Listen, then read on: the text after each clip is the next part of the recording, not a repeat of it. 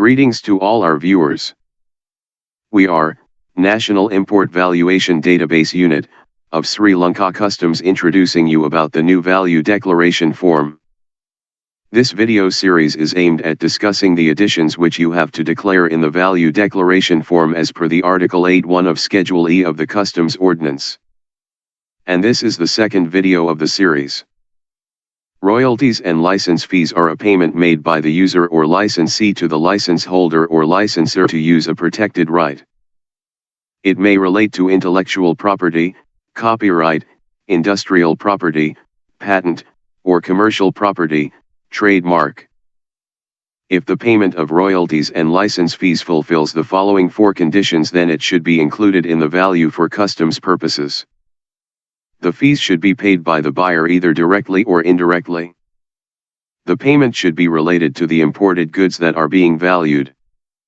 The payment is not included in the price paid or payable for the imported goods. The payment is made as a condition of sale of the imported goods that are being valued. If the above four conditions are satisfied, then the buyer has to declare the relevant amount as an addition in the value declaration form. Let's demonstrate this with a simple example. Company A in Sri Lanka purchases branded toys from Company B in France. B is the brand owner of the toys. In addition to the price of the toys, A shall pay a license fee calculated as a percentage of net selling price of the toys according to the license agreement between A and B. The amount of license fee should form part of the customs value. Value of proceeds that accrued to the seller is any part of the proceeds of any subsequent resale, disposal, or use of the imported goods that accrues directly or indirectly to the seller. And these proceeds that accrued to the seller should be declared as an addition in the value declaration form. Let's demonstrate this using an example. Corporation C of country X owns a number of subsidiaries in different countries, all of which operate in accordance with corporate policies established by C.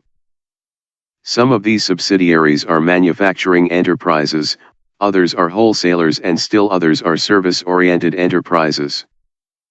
Importer I in the country of importation Y, a subsidiary of C, is a wholesaler of men's, women's, and children's garments.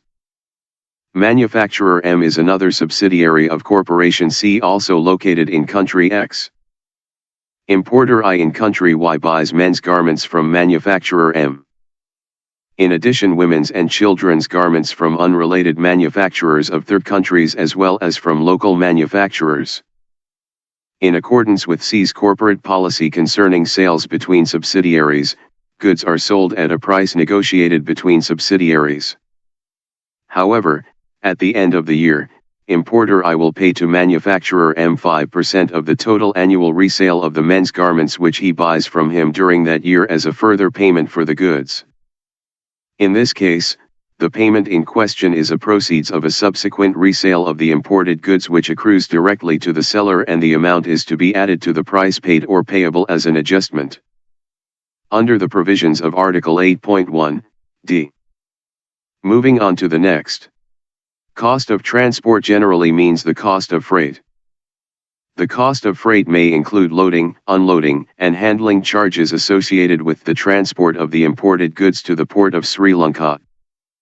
If the invoice is on FOB basis and the BL is on freight collect basis, then freight to the local shipping agent should be included as cost of transport. Other transport-related charges to the port of Sri Lanka may include loading, unloading, stevedoring charges, demurrage charges, and other handling charges, etc. associated with the transport of the imported goods to the port of Sri Lanka. If any of the above-mentioned charges are not included in the cost of freight, then those changes should be declared to the customs. The next one is the cost of insurance. Cost of insurance is the insurance paid for the relevant consignment. In addition, if the buyer has incurred any other cost or charge not mentioned above, and if they are related to the goods being valued, then those should be included in the customs value. To continue filling the value declaration form, move to our next video. Thanks for watching and subscribe to get updates of new videos regarding value declaration form.